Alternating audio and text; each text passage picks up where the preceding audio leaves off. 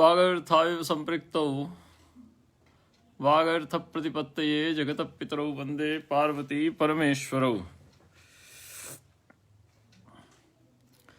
मित्रों, ध्वन्यालोक प्रथम उद्योत का पाठ चल रहा है। इसके अंतर्गत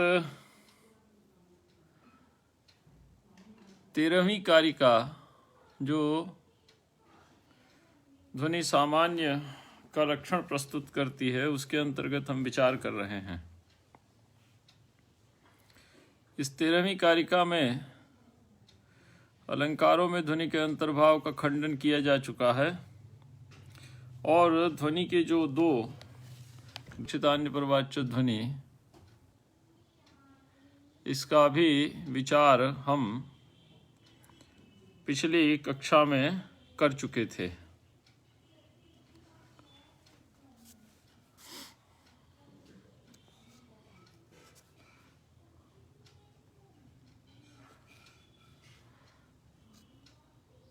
पिछली कक्षा में हम इसका भी विचार कर चुके थे। अब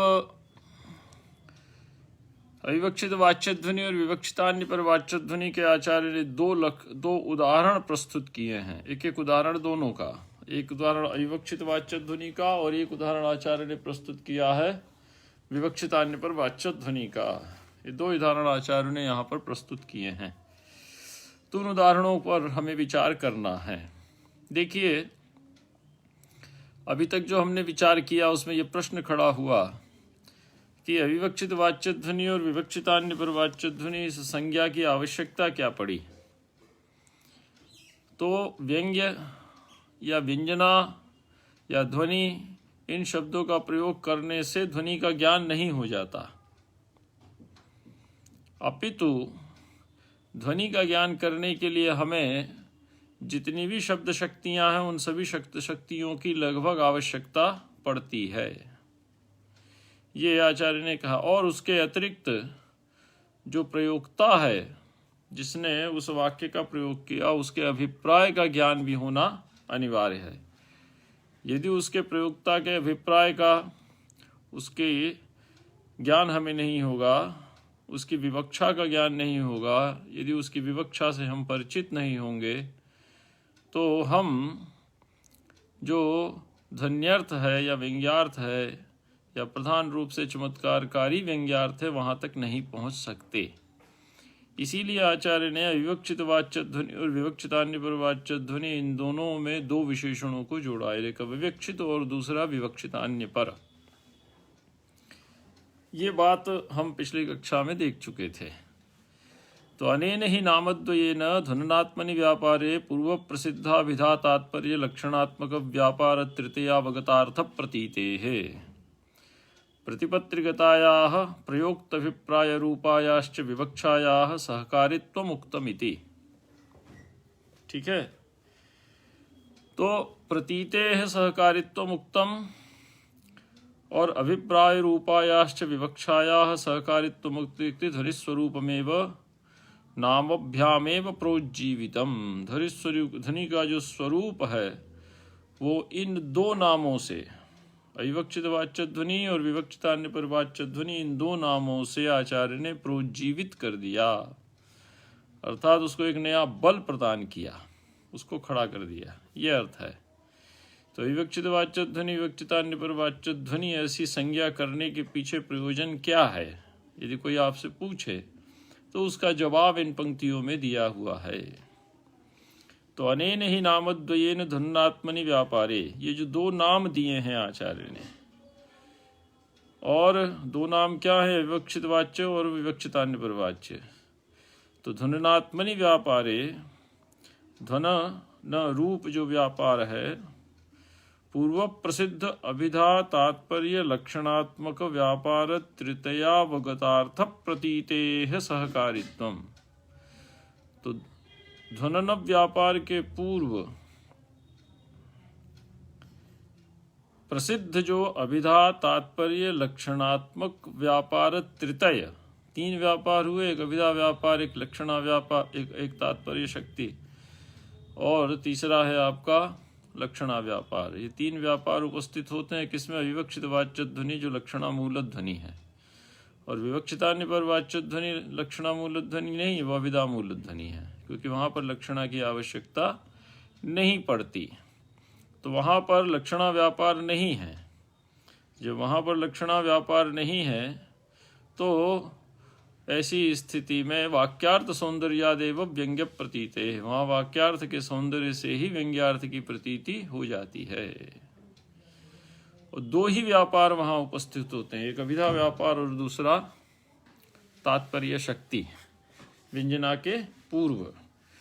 लेकिन अविवक्षित वाच्य ध्वनि में सब उपस्थित होते हैं। अभिधा उपस्थित होती है, तात्पर्य शक्ति उपस्थित होती है, लक्षणा उपस्थित होती है, व्यंजना उपस्थित होती है। चत्वारोपि व्यापाराः तत्र सहकारी रूपेण उपस्थिताः, इन चारों व्यापारों की वहां पर उपस्थिति होती है। तो पूर्व प्रसिद्ध अभिधा तात्पर्य लक्षणात्मक व्यापार तृतीयावगतार्थ प्रतीते है। पूर्व प्रसिद्ध जो अभिधा व्यापार साक्षात संकेतितार्थ का प्रतिपादक है, तात्पर्य शक्ति जो अन्वय की सिद्धि में सहायक होती है, अनन्वित होते हुए अर्थ को अन्वित करती है, और तीसरा आपका लक्षणा व्यापार जो विधेयार्थ से संबद्ध अन्वित अन्वय के योग्य अर्थ को अविधेयेन सामीप्यात् सारूप्यात् समवायतः वैपरीत्यात् क्रियायोगात् लक्षणा पंचधामता, ये हेतु हैं लक्षणा में। तो वो तात्पर्य लक्षणात्मक व्यापार तृतीयावगतार्थ प्रतीते है। ठीक है। प्रतिपत्तिगतायाः प्रयोक्तभिप्राय रूपायाश्च विवक्षायाः, और विवक्षितान्य पर वाच्य ध्वनि में क्या सहायक होती है? तो विवक्षितान्य पर वाच्य ध्वनि में सहायक होती है प्रतिपत्ति के गत, प्रतिपत्तिगत प्रयोक्तभिप्राय रूपायाश्च विवक्षायाः, जो प्रतिपत्ता है, बोधा है, उसमें पाई जाने वाली उस वाक्य के प्रयोक्ता के अभिप्राय को, अभिप्राय रूपी जो विवक्षा है वह सहकारी सिद्ध होती है। अर्थात किस अभिप्राय से प्रयोक्ता ने इस वाक्य का प्रयोग किया, यह सहायक सिद्ध होती है। किसमें? ध्वन्यर्थ का ज्ञान करने में, विवक्षितान्य पर वाच्य ध्वनि में। वहाँ लक्षणा नहीं होती, मुख्यार्थवाद नहीं होता। मुख्यार्थवाद जब नहीं होगा तो तात्पर्य जो है, तात्पर्य शक्ति, मुख्यार्थवाद, ये सब वहाँ पर उपस्थित नहीं होता। तो इसलिए वहाँ पर विवक्षा सहकारी होती है। तो किसकी विवक्षा? प्रयोक्त अभिप्राय रूपाया विवक्ष रूपा या विवक्षा, प्रतिपत्तिगतायाः प्रयोक्त अभिप्राय रूपायाश्च विवक्षायाः सहकारित्व मुक्तम, उसकी सहकारिता वहाँ पर होती है व्यंग्यार्थ की प्रतीति के लिए, ध्वन्यर्थ की प्रतीति के लिए। ध्वनिस्वरूपमेव नामभ्यामेव प्रोज्जीवितम, तो ये दो नाम जो दिए आचार्य ने, एक अविवक्षित वाच्य ध्वनि और विवक्षितान्य पर वाच्य ध्वनि, इन दो नामों से ध्वनि के स्वरूप को आचार्य ने प्रोज्जीवित किया, अर्थात उसको एक नया बल प्रदान किया, उसको आधार प्रदान किया, उसको एक स्थिरता प्रदान की। ये बातें इसमें आती हैं। अब उनके उदाहरण देते हैं। तो पहला उदाहरण उन्होंने दिया है आपका अविवक्षित वाच्य ध्वनि अर्थात लक्षणा मूल ध्वनि का। इसमें वाच्य अविवक्षित होता है। ठीक है। अविवक्षितः अप्रधानीकृतः स्वात्मा येन इति अविवक्षित वाच्यो व्यंजकोर्थः। चलिए, तो तत्र आद्यस्य उदाहरणम, तो इसमें जो पहले का उदाहरण आचार्य देते हैं, आद्यस्य अर्थात अविवक्षित वाच्यस्य उदाहरणम आचार्येण इदानीं प्रस्तूयते। तो आद्य का उदाहरण क्या है? तो ये उदाहरण इन्होंने लिया है विदुर नीति से। तो विदुर नीति में ये पद्य आता है, सुवर्ण पुष्पां पृथ्वीं चिन्वन्ति पुरुषास्त्रयः शूरश्च कृतिविद्यश्च यश्च जानाति सेवितुम। बड़ा प्रसिद्ध श्लोक है, इसका अर्थ आप सभी जानते ही हैं। तो त्रयः पुरुषाः पृथ्वीं चिन्वन्ति, तीन लोग पृथ्वी का चयन करते हैं। पृथ्वी का चयन करने का अर्थ क्या है? पृथ्वी पर प्रभुत्व को प्राप्त करते हैं। कौन है तीन? तो शूर, कृतविद्य और जो सेवितुम जानाति, जो सेवक होता है। कैसी है पृथ्वी? तो उसका विशेषण आचार्य ने बनाया सुवर्ण पुष्पाम। तो सुवर्ण पुष्पाम पृथ्वीं चिन्वन्ति पुरुषास्त्रयः। तो त्रयः पुरुषाः पृथ्वीं चिन्वन्ति, तीन पुरुष पृथ्वी का चयन करते हैं। ठीक है। कौन है तीन? तो शूर, कृतविद्य और जो सेवा करना जानता। लेकिन पृथ्वी कैसी है? चयन करने से कुछ लाभ हो तो पृथ्वी में कोई योग्यता होनी चाहिए, तो उस योग्यता के लिए उसके चयन के प्रति तत्पर रहते हैं। वो योग्यता क्या है? तो पृथ्वी गत सुवर्ण पुष्पत्वम, सुवर्ण पुष्पाम पृथ्वीन, अर्थात सोने के फूलों को खिलाने वाली पृथ्वी। ठीक है। तो सुवर्ण पुष्पाम, सोने के फूलों को खिलाने वाली पृथ्वी या सुवर्ण पुष्पा पृथ्वी का तीन लोग चयन करते हैं। अब यहां पर देखिए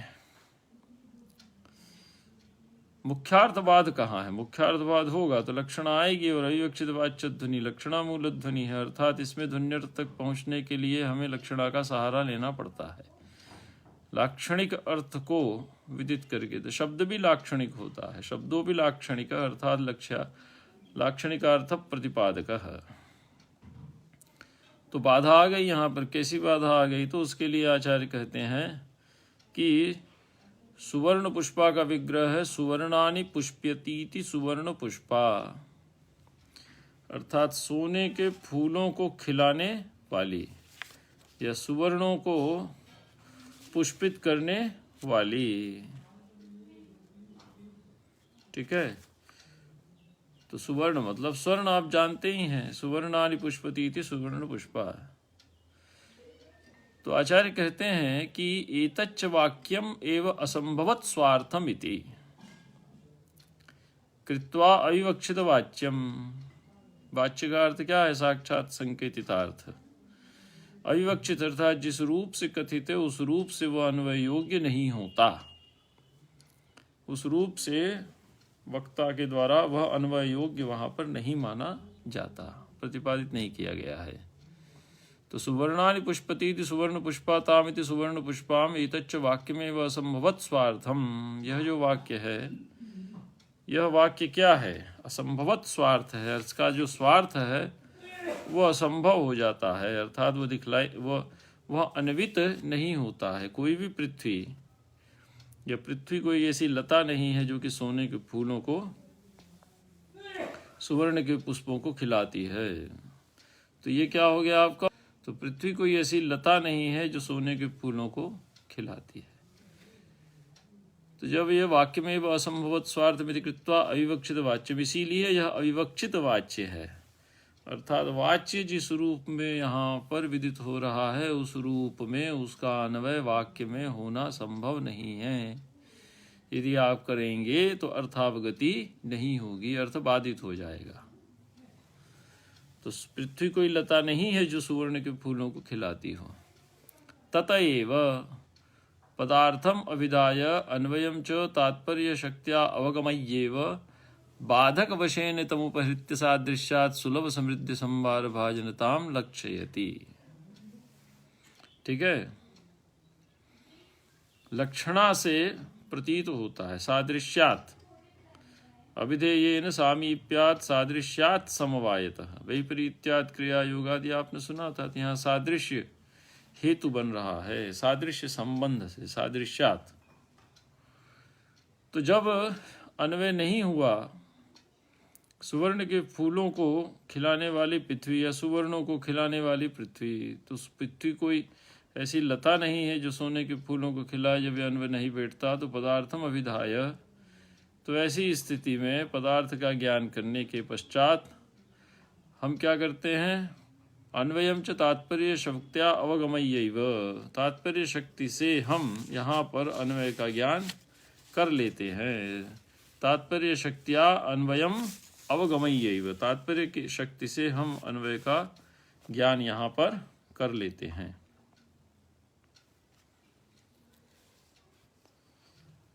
ठीक है। बाधक वशेन तम उपहृत्य, और बाधक होने के कारण तम अर्थात अन्वयम उपहृत्य, अन्वय को वहाँ से हटाकर सादृश्यात सुलभ्य समृद्धि संभार भाजनताम लक्ष्यति, तो सादृश्य संबंध से हम सुलभ समृद्धि संभार भाजनता, भाजनता का अर्थ है पात्रता, किसकी? पृथ्वी की। किसकी पात्रता? समृद्धि संभारस्य, समृद्धि का जो संभार है अर्थात अतिशय समृद्धि की उपस्थिति का की पात्रता को यह सूचित करती है। जो सुलभ है, पृथ्वी में क्या है? बड़ी आसानी से उपलब्ध है। ठीक है।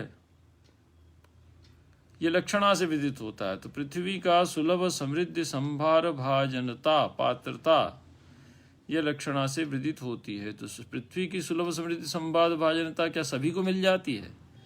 अर्थात सभी के लिए इस पात्रता को पृथ्वी प्राप्त कर जाती है, या सभी इस पृथ्वी की अत्यंत जो सुलभ समृद्धि है, उपस्थित समृद्धि है, विद्यमान समृद्धि है, उसको प्राप्त कर लेते हैं? यह प्रश्न खड़ा हुआ।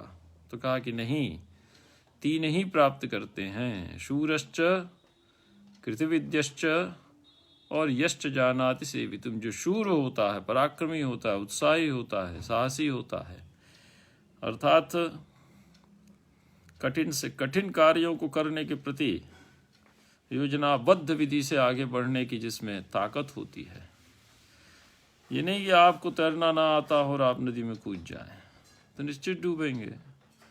तो तैरना तो आना चाहिए यत्किंचित, और फिर उसके बाद उस कार्य को करने के प्रति आप प्रवृत्त हों। तो ऐसा शूर व्यक्ति, उत्साही व्यक्ति और साहसी व्यक्ति, दुस्साहसी नहीं, साहसी व्यक्ति, जो बुद्धिमानी पूर्वक पराक्रम दिखाए, जो बुद्धिमानी पूर्वक उत्साह दिखाए। और दूसरा है कृतविद्य। कृतविद्य अर्थात अधीत शास्त्रज्ञ, जिसने शास्त्र का अध्ययन किया है, जिन्हें विद्याभ्यास किया है। गुरुमुखेन अधीति बोधाचरण प्रचारण ही, गुरुमुख से जिसने विद्या का अभ्यास किया है। ठीक है। और तीसरा कौन है? सेवक, जो विनीत है। सेवक का अर्थ क्या है? विनय। ठीक है। विनय जिसमें हो, विनय पूर्वक जो अपने वरिष्ठ की सेवा में लगा हुआ हो। तो ऐसे तीन व्यक्तियों को इन तीन व्यक्तियों को पृथ्वी की समृद्धि सुलभ होती है। तो प्रयोजन क्या है इसमें? तो वो आगे बतलाते हैं। तल्लक्षणा प्रयोजनम शूर कृतविद्य सेवका नाम प्राशस्त्यम। ठीक है, लक्षणा तक आप चले आए। तो केन प्रयोजनेन लक्षणा इदानीम अत्र प्रवर्तते, किम तत्त प्रयोजनम वर्तते। तो वो प्रयोजन को आचार्य ने बतलाया कि यहाँ पर प्रयोजन है तल्लक्षणा प्रयोजनम शूर कृतविद्य सेवकानाम प्राशस्त्यम। ये तीनों प्रशस्त होते हैं पृथ्वी पर। कौन? एक शूर, और दूसरा कृतविद्य, और तीसरा आपका जो सेवक होता है, विनीत होता है। इन तीनों का जो प्राशस्त्य है पृथ्वी पर, इनका प्रशस्त रूप, इनकी जो प्रशस्ति है, प्राशस्त्यम अशब्दवाच्यत्वेन गोप्यमानम सन। वो शब्द से वाच्य नहीं है, अशब्द वाच्य है, और गोप्यमान है, छुपा हुआ है, अर्थात तात्पर्य विषयीभूत है। नायिका कुछ कलश युगल मितम मित नायिका। ठीक है। हाँ, मिव है ये।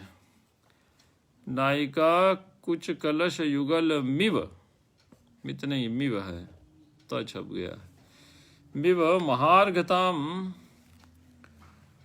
उसके सदृश महार्घताम उपयत, प्राप्त करता हुआ, ध्वन्यते ये ध्वनित होता है, अभिव्यंजित होता है।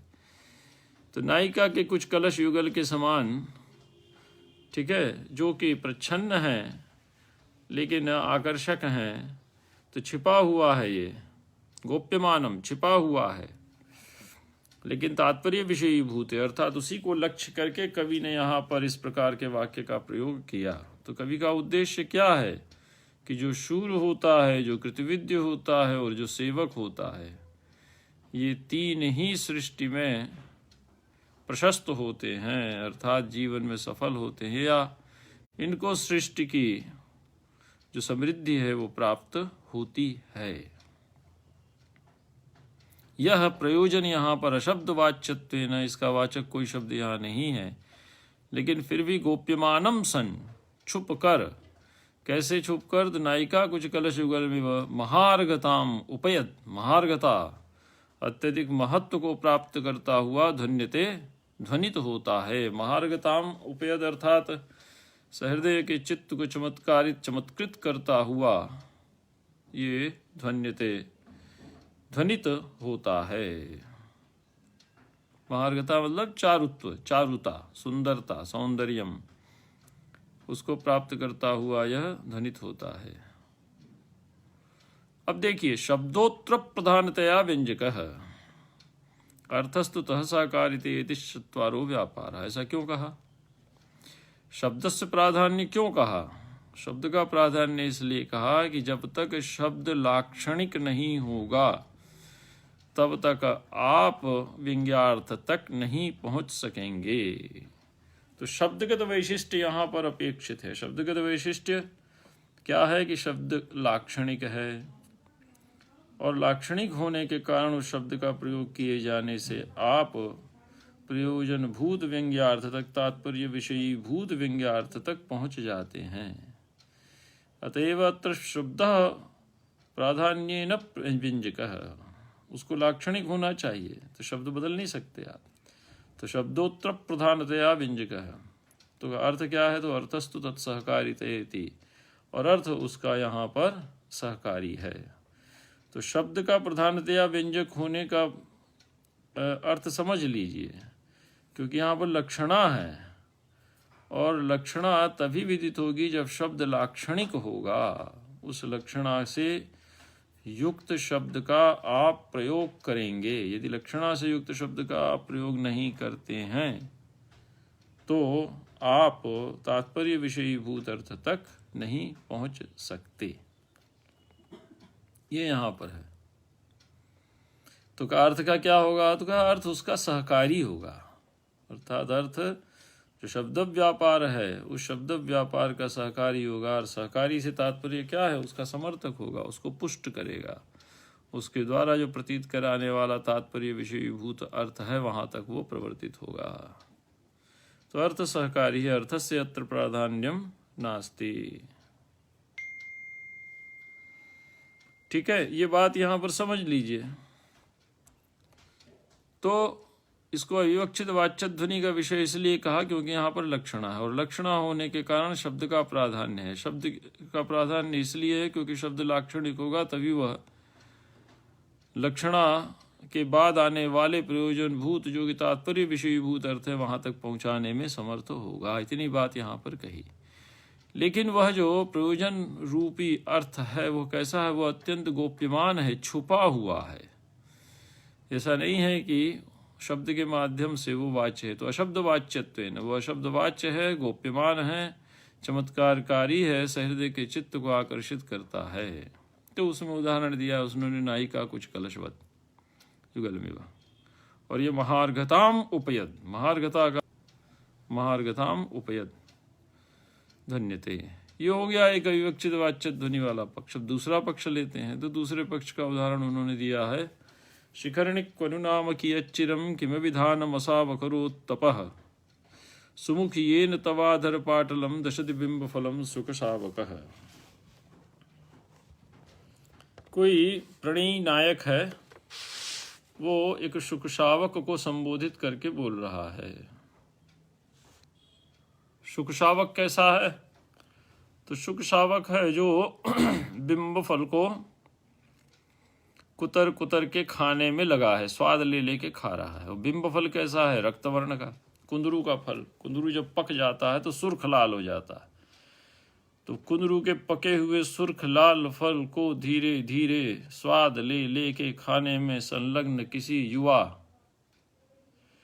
शुक शावक शुक को देख कर कोई विरही नायक बोल रहा है, अपनी नायिका का स्मरण करते हुए बोल रहा है। तो यहाँ पर शुक शावक को बिंब फल का आस्वाद करता देख कर नायक को अपनी नायिका के अधरों का, रक्त वर्ण के अधरों का स्मरण हो जाता है। और वो कहता है कि यह शुक शावक बड़ा भाग्यशाली है कि यह मेरी नायिका के अधर सदृश रक्त वर्ण के बिंब फल का आस्वाद कर रहा है। परंतु इस भाग्यवत्ता को उसने प्राप्त कैसे किया? इतने बड़े सौभाग्य को उसने प्राप्त कैसे किया? तो निश्चित उसने कोई तप किया होगा, और वह तप असाधारण रहा। ये बातें यहाँ पर अभिव्यंजित होती हैं। तो इस अभिप्राय को दिमाग के रख के पढ़िए। तो जो वक्ता प्रणयी नायक है वो पूछ रहा है नायिका से, हे सुमुखी, हे सुंदर मुखों वाली नायिका, असौ शुकशावकः किम विधानम तपः अकरोत्। ये वाक्य बना लीजिए। इस शुकशावक ने किस नाम वाले तप को संपन्न किया? तो असौ शुकशावकः किम विधानम तपः अकरोत्। तपः शब्द नित्य नपुंसक लिंग है, तपः तपसी तपांसी, इसे अभिधानम हो गया। तो किम अभिधानम, किस नाम वाले? अरे वो तपश्चर्या, तप का नाम तो पता लगाओ कि किस नाम के तप को इसने संपन्न किया। और क्वनु नाम शिखरिणी, और कियच्चिरम, और किस पर्वत पर इसने किया था? शिखरिणी अर्थात पर्वते, शिखरम अस्यास्तीति शिखरी। शिखरिन शब्द है, सप्तमी व्यक्ति एक वचन में बन जाएगा शिखरिणी। तो शिखरिणी अर्थात पर्वते, कस्मिन पर्वते। और कियच्चिरम, कितने समय तक। ठीक है। इस शुक शावक ने तो कनु नाम शिखरिणी कियच्चिरम किमभिधानम, 3 प्रश्न किए। तो कियच्चिरम, चिरम का ये काल का वाचक है, कितनी देर तक, कितने दिनों तक, 1 वर्ष, 2 वर्ष, 3 वर्ष, 4 वर्ष, कितने वर्षों तक। और किमभिधानम, किस नाम वाले, कौन सा तप किया है, अकरोत किया है। तो कनु नाम शिखरिणी कियच्चिरम किमभिधानम तपः असौ शुकशावकः अकरोत्। ये न, जिसके परिणाम से, जिसके परिणाम के कारण, जिसके फल के जिसका परिणाम है, जिसका प्रतिफल है, जिस तप के पुण्य का प्रताप है कि असौ शुकशावकः तवाधर पाटलम बिंबफलम दशति। तव अधरवत पाटलम बिंबफलम दशति। तुम्हारे अधरोष्ठ के समान रक्तवर्ण के बिंबफल को दशति अर्थात स्वाद ले लेके खा रहा है, बड़े चाव से खा रहा है। ठीक है। तो देखिए यहाँ पर लक्षणा नहीं है, कोई भी ऐसा वाक्य नहीं है, कोई भी ऐसा शब्द नहीं है जो कि बाधितार्थ विषयक हो या अविवक्षित हो। जो अविवक्षित हो अर्थात सभी यहाँ पर अन्वित हो जा रहे हैं, वाक्य बन जा रहा है, लेकिन व्यंग्यार्थ की प्रतीति यहाँ पर होती है। तो व्यंग्यार्थ की प्रतीति किससे होती है? तो सीधे वाक्यार्थ से होती है। तो सीधे वाक्यार्थ से होने के कारण तात्पर्य तो मानना पड़ेगा, अन्वय के लिए आपको तात्पर्य शक्ति यहाँ पर लेनी पड़ेगी। तो अभिधा और तात्पर्य शक्ति रूपी पूर्ववर्ती 2 व्यापार प्रवर्तित होते हुए विवक्षितान्य पर वाच्य ध्वनि में आपको कहाँ तक पहुँचा देते हैं? आपके तात्पर्य विषयीभूत व्यंग्यार्थ तक पहुँचा देते हैं। लेकिन इसके पहले जो अविवक्षित वाच्य ध्वनि थी उसमें चारों व्यापार लगते हैं, अविधा भी लगती है, तात्पर्य शक्ति भी लगती है, लक्षणा भी लगती है, व्यंजना भी लगती है, तब जाकर आप तात्पर्य विषयीभूत अर्थ तक पहुंचते हैं। लेकिन विवक्षिता निप्रवाच्य ध्वनि में दो ही व्यापार लगते हैं पूर्ववर्ती, एक अविधा और दूसरा है आपका तात्पर्य शक्ति, जो अन्वय के लिए वहां पर उपस्थित होती है। और वाक्यार्थ सौंदर्यादेव, वाक्यार्थ का सौंदर्य से ही हम व्यंग्यार्थ तक पहुंच जाते हैं, चमत्कारकारी जो व्यंग्यार्थ है वहां तक पहुंच जाते हैं। ये आचार्य ने यहाँ पर कहा। पढ़िए। शिखरिणीति नहीं निर्विघ्नोत्तम सिद्धियोपि पर्वतादय इमाम सिद्धिम विदध्युः। श्री पर्वत इत्यादि प्रसिद्ध पर्वत हैं। श्री पर्वत ऐसा माना जाता है कि दक्षिण में स्थित कोई पर्वत है और यहाँ पर तांत्रिक साधना के लिए ऋषि मुनि जाया करते थे और यह तांत्रिक साधना का बहुत बड़ा केंद्र है। जैसा कि इसमें देखिए मिला है, बौद्धों के वज्रयान का प्रचलन यहीं से हुआ था। ठीक है। और इस पर्वत पर जाकर तपश्चर्या करने से आपको अलौकिक सिद्धियां सहज ही प्राप्त हो जाती हैं। तो अभी तक तो हमने सुना था कि श्री पर्वत इत्यादि पर्वत हैं जहाँ पे निर्विघ्नोत्तम सिद्धयः, जहाँ पर निर्विघ्न रूप से उत्तम सिद्धियां प्राप्त होती हैं। तो निर्विघ्न रूप से उत्तम सिद्धियों का साधक जो श्री पर्वतादि पर्वत हैं वो बड़े प्रसिद्ध हैं।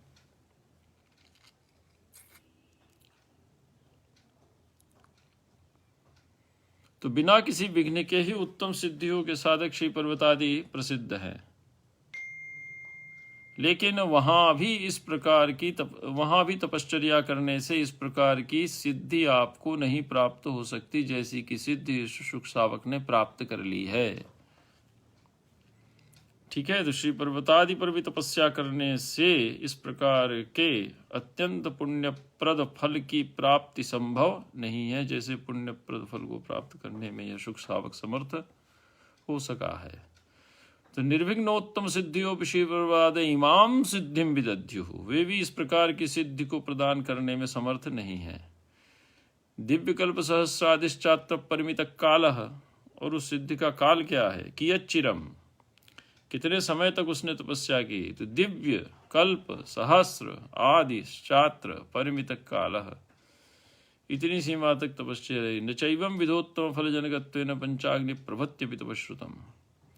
तो पंचाग्नि प्रभृति इत्यादि जो पर्वत जो तप हैं, पंचाग्नि तप है, चारों तरफ अग्नि जला ली और चौथी अग्नि निदाघ का सूर्य, पांचवी अग्नि, चारों तरफ आपने अग्नि जला ली, अग्नि से स्वयं को परिवेष्टित कर लिया और पंचम अग्नि हो जाती है क्या? निदाघ का सूर्य।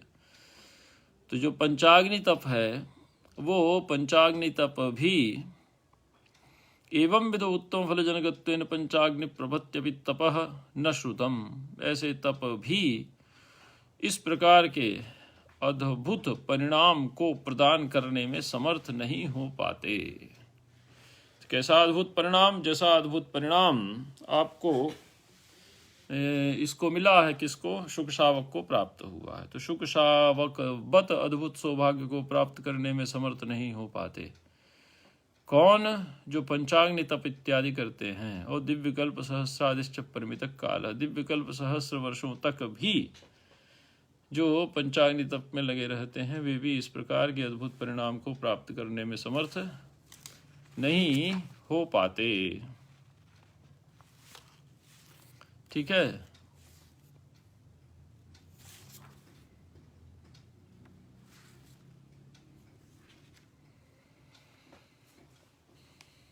फिर चलिए आगे क्या कहते हैं। तपः न श्रुतम फलजनकत्वेन एवं विध उत्तम फलजनकत्वेन तपः न श्रुतम। ये बात आ गई, ये व्यंग्यार्थ यहाँ पर विदित होता है। फिर है कि तव इति भिन्नम पदम तवाधर पाटलम। देखिए एक नया विचार करते हैं कि तव इसको एक भिन्न पद के रूप में आचार्य ने प्रयुक्त किया। भिन्न पद के रूप में तात्पर्य है एक असमस्त पद के रूप में आचार्य ने यहाँ पर प्रस्तुत किया है। तो तब इति भिन्नम पदम, तब इसको असमस्त पद के रूप में यहाँ पर आचार्य ने प्रस्तुत किया है। तब को आप त्वत भी कर सकते थे, त्वदधर पाटलम ऐसा कुछ बना सकते थे। ठीक है, त्वदधर पाटलम, त्वत अधर पाटलम समस्त भी कर सकते थे, लेकिन आचार्य ने उसको समस्त न करके एक स्वतंत्र पद के रूप में प्रस्तुत किया। स्वतंत्र पद से तात्पर्य असमस्त, भिन्नम से तात्पर्य असमस्तम पदम। क्यों? समासेन विगलिततया प्रतीयेत, समास में वो क्या हो जाता? विगलित हो जाता, अर्थात उसका महत्व वहाँ पर विगलित हो जाता। महत्व विगलित हो जाता का अर्थ क्या है? वो अलग से उपस्थित नहीं दिखलाई देता। अन्य जो पद प्रयुक्त हुए हैं उन्हीं अन्य पदों के समान वह भी एक साधारण पद के रूप में यहाँ पर उपस्थित होता हुआ दिखलाई देता। विगलिततया अर्थात साधारणतया उपस्थित होता हुआ प्रतीत होता। तो तव दशतीत्यभिप्रायेण, क्यों? क्योंकि आचार्य का तात्पर्य क्या है, या वक्ता का तात्पर्य क्या है? तो वक्ता का तात्पर्य है कि वह और किसी के अधर के समान बिंबफल का सेवन नहीं कर रहा है, अपितु तुम्हारे अधर के समान बिंबफल का सेवन कर रहा है। तो जो भिन्न पद प्रयुक्त किया है वो इसी अभिप्राय से आचार्य ने प्रयुक्त किया। भिन्न पद से तात्पर्य यहाँ पर असमस्त, समास से रहित। तो अविमृष्ट विधेयांश, यदि समास में आप किसी को अप्रधान सिद्ध करना हो तो उसको समास में डाल दीजिए। समास में डालने से वो क्या हो जाता है? अप्रधान हो जाता है। और यदि समास में डाल के उसको स्वतंत्र रूप से प्रस्तुत करते हैं तो उसका एक विशिष्ट महत्व प्रतिपादित करना आपको जब अभीष्ट होता है तभी आप उसको स्वतंत्र रूप से प्रयुक्त करते हैं उस पद को। तो समासेन विगलिततया प्रतीयेत तव दशतीत्यभिप्रायेण, क्योंकि तव दशतीत्यभिप्रायेण इस प्रकार के भिन्न पद का प्रयोग आपको यहाँ पर अभीष्ट है। तेन यदाहु वृत्तानुरोधात् त्वदधर पाटलमिति न कृतम्। वृत्त मतलब छंद, छंद के अनुरोध से आचार्य ने यहाँ पर त्वदधर पाटल में ऐसा प्रयोग नहीं किया। इति तद असदेव। ठीक है, तो छंद के अनुरोध से आचार्य ने त्वदधर पाटलम ऐसा नहीं किया है, तो ठीक ही है। फिर क्या कहा? दशतीत्यास्वादयति अविच्छिन्न प्रबंधतया न तो। अब इसके बाद आइए दशती पे। तवाधर पाटलम में जो तात्पर्य है वो समझ में आ गया।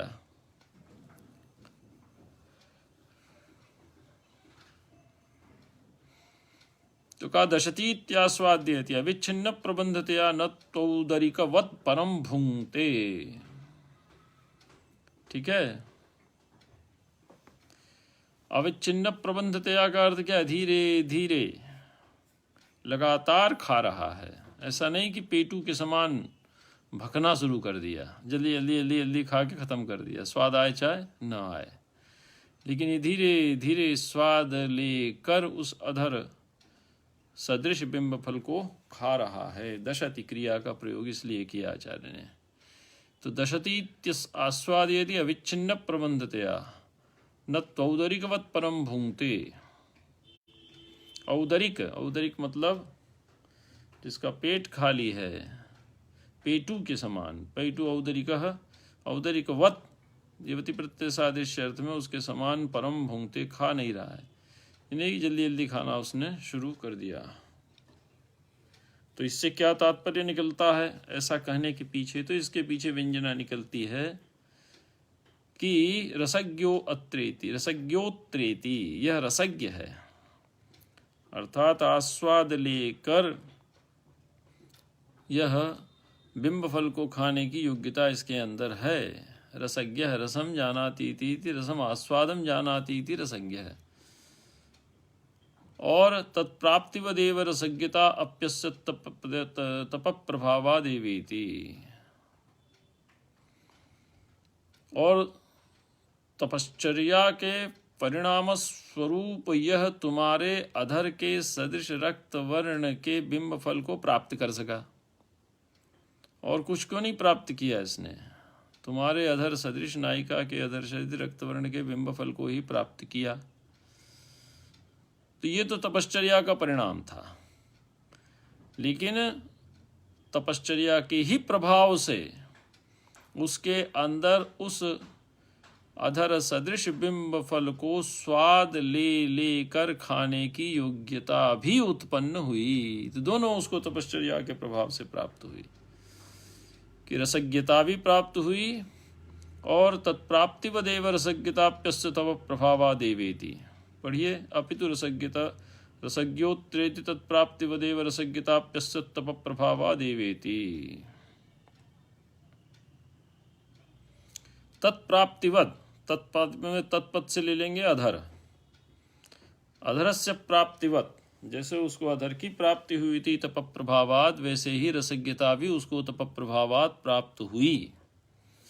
तो अधर की प्राप्ति हो गई और रसज्ञता यदि प्राप्त न हो तब वह इस अर्थ को उपस्थित करने में समर्थ नहीं होगा। तो दशतीत्यास्वादेति अविच्छिन्न प्रबंधतया, अविच्छिन्न अर्थात नियमित रूप से अविच्छिन्न लगातार आस्वाद ले लेके वो धीरे धीरे खा रहा है।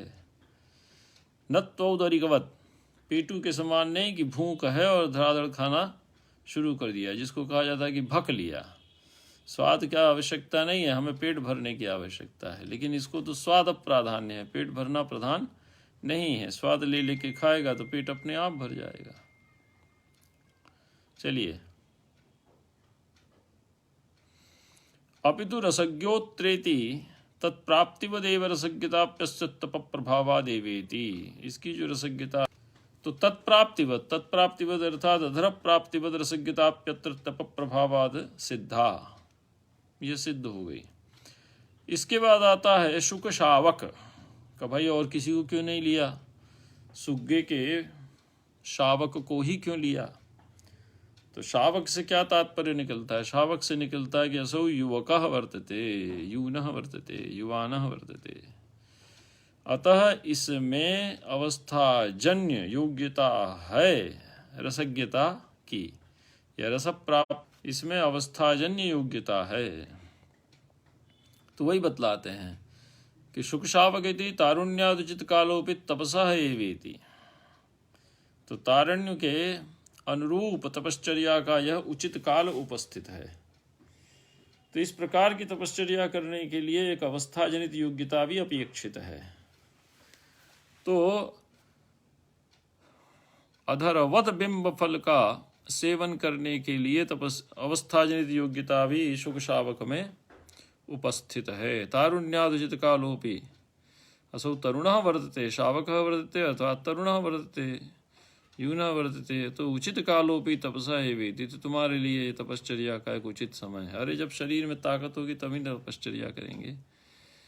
तो तपश्चर्या करने का एक समय होता है, उसमें आप यदि तपश्चर्या कर लेते हैं तो वो तपश्चर्या उत्तम परिणाम को देते हुए जीवन भर आपको सुख प्रदान करती है। और जो तपश्चर्या का समय नहीं है, उसमें यदि आपने तपश्चर्या नहीं की, ब्रह्मचर्य आश्रम, तो आगे का जो जीवन है वो आगे का जीवन तप प्रधान तो होगा ही नहीं, उस तप के उचित परिणाम से वंचित भी रहेगा। ये बात ध्यान रखिए। तो शुक शावक यदि तारुण्यादुचित कालोपित तपसः एवेति, मुख्यार्थ बात ये है। फिर अनुरागिणश्च प्रच्छन्न स्वाभिप्राय ख्यापन वैदग्ध चाटु विरचनात्मक विभावोद्दीपनम व्यंग्यम।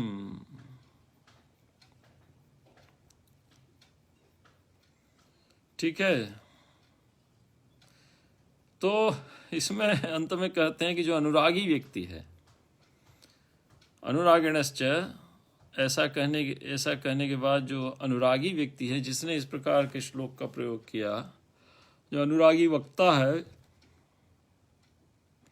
उसका भी एक व्यंग्यार्थ यहाँ पर अभिव्यंजित हो रहा। वो क्या है? विभावोद्दीपनम, विभावस्य उद्दीपनम। कस्तावत विभाव वर्तते, तो नायिका, तो नायिका रूपी विभाव को उद्दीपन जगाना भी यहाँ पर व्यंग्य है किसकी अपेक्षा? अनुरागी की अपेक्षा, जो वक्ता है अनुराग से युक्त है।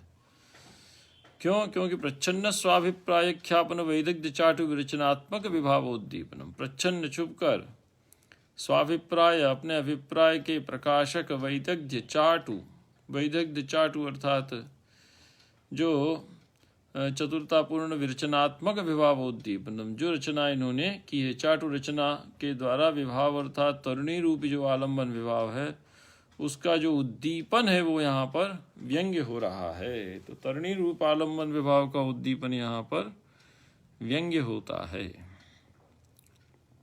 चलिए,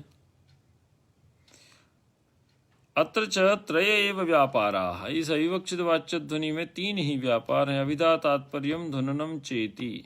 एक तो अभिधा व्यापार है, साक्षात संकेतितार्थ का प्रतिपादक। दूसरा है आपका तात्पर्य विषयी भूत तात्पर्य व्यापार अन्वयार्थ की सिद्धि के लिए, और तीसरा है आपका ध्वननम व्यापार जो व्यंग्यार्थ का प्रतिपादन करता है।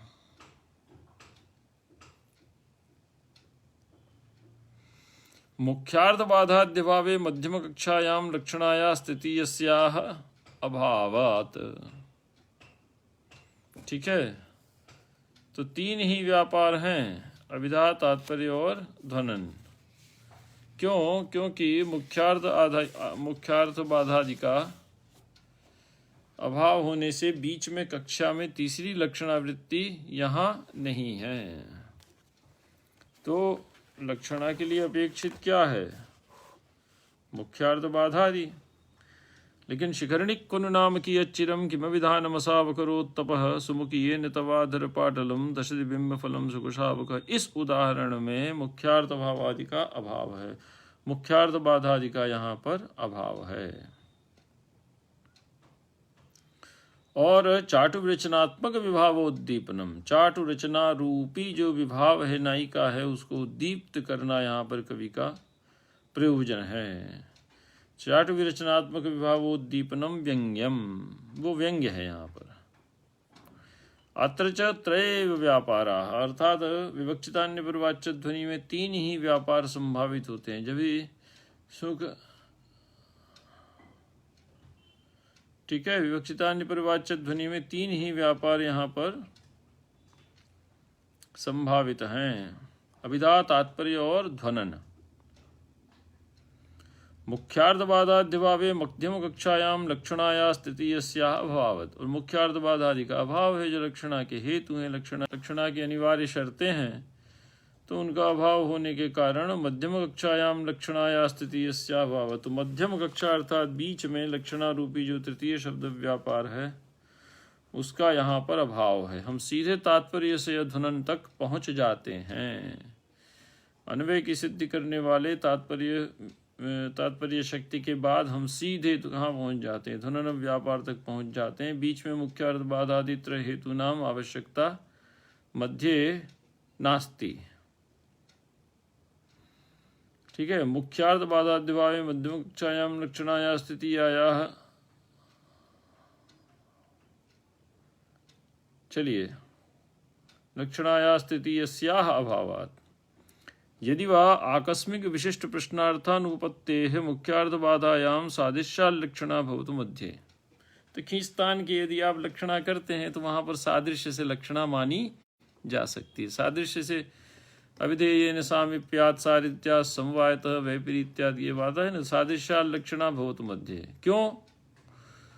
क्योंकि आकस्मिक और विशिष्ट प्रश्नार्थानुपत्ते, आकस्मिक कोई असंभावित प्रश्न खड़ा हो जाए या विशिष्ट प्रश्न खड़ा हो जाए,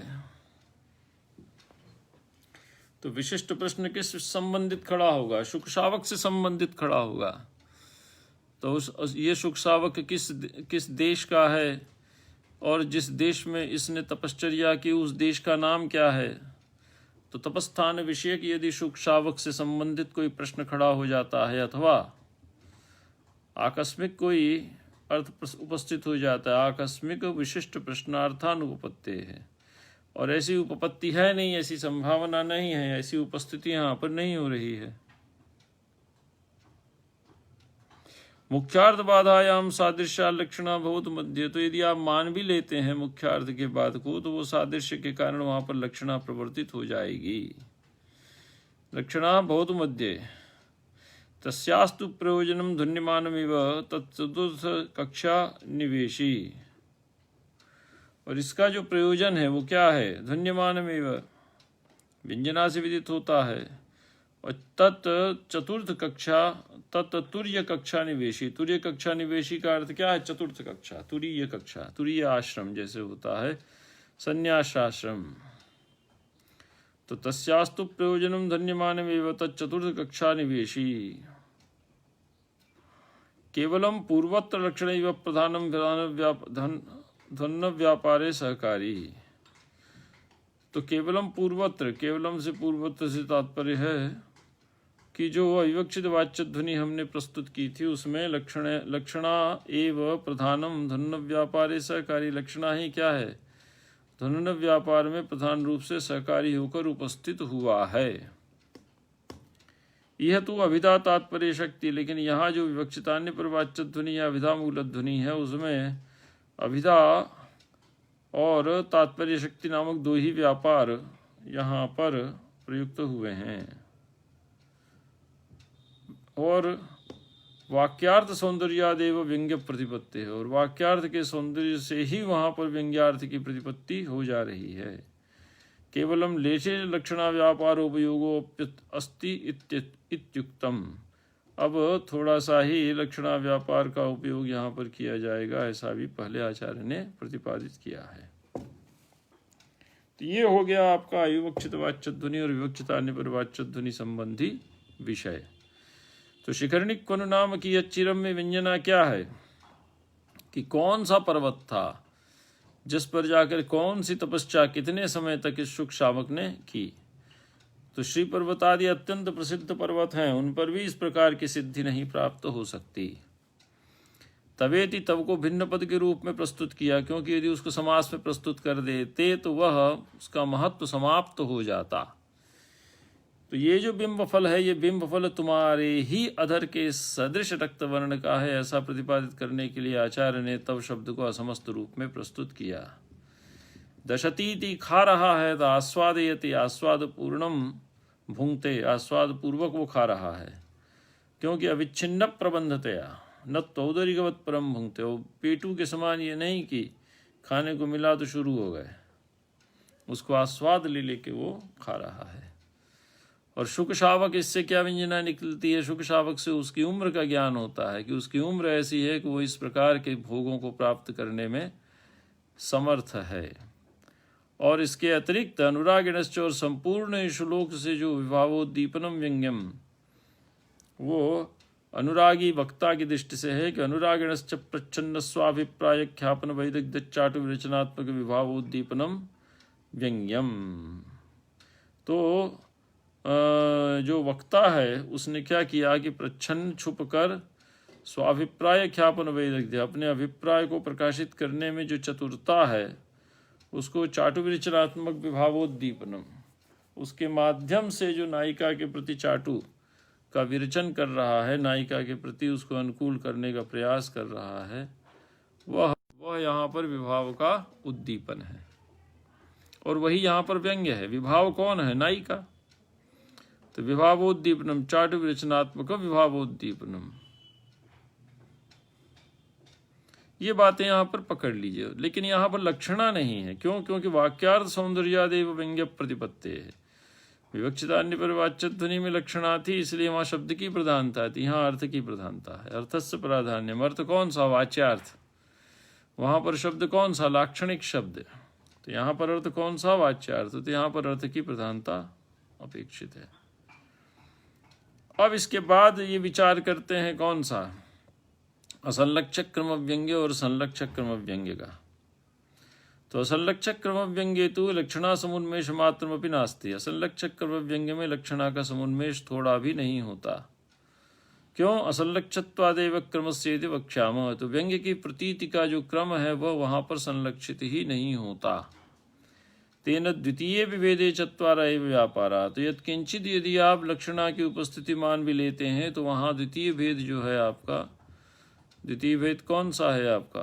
विवक्षितान्य परवाच्य ध्वनि, उसमें भी 4 व्यापार मान लिए जाएंगे। तो असंलक्षक क्रमत्वादेव क्रमस्येति वक्ष्यामः। असंलक्षक क्रमत्वादेव क्रमस्य इति वक्ष्यामः, अर्थात जो क्रम है वो संलक्षित नहीं हो रहा है। किसका क्रम? व्यंग्यार्थ की प्रतीति का क्रम।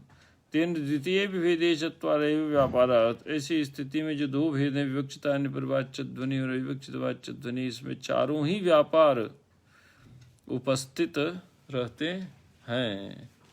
4 व्यापाराः अत्र उपस्थिताः वर्तन्ते। ठीक है, क्या है आपका? तो अगला विषय है आपका भाक्तमाहुस्तमन्ये, अर्थात ध्वनि विरोध का जो दूसरा पक्ष है। दूसरा पक्ष क्या है? भक्ति में ध्वनि के अंतर्भाव का पक्ष, वो यहाँ पर उपस्थित होता है। तो यहाँ तक 13वीं कारिका की व्याख्या पूर्ण हुई। बहुत लंबी वृत्ति थी, और जो 13वीं कारिका थी, जो सामान्य लक्षण ध्वनि था, वो यहाँ पर पूर्ण हो गया। अब इसके बाद हम आगे से भक्ति को देखेंगे।